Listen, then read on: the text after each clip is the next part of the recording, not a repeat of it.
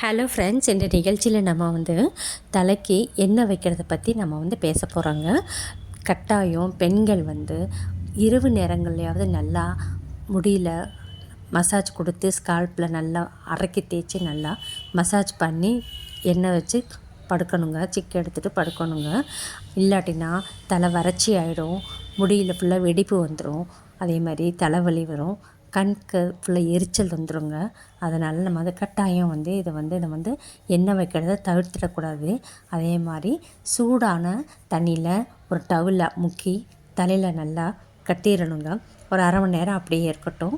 நல்லா ஸ்ட்ரீம் பாத் எடுத்த மாதிரி ஆயிரும். உங்களுக்கு தலையில் முடி எல்லாமே புத்துணர்ச்சியோடு நல்லா ஆரோக்கியமாக செழிப்பாக பளபளப்பாக இருக்குங்க. முடியும் நல்லா வளருங்க.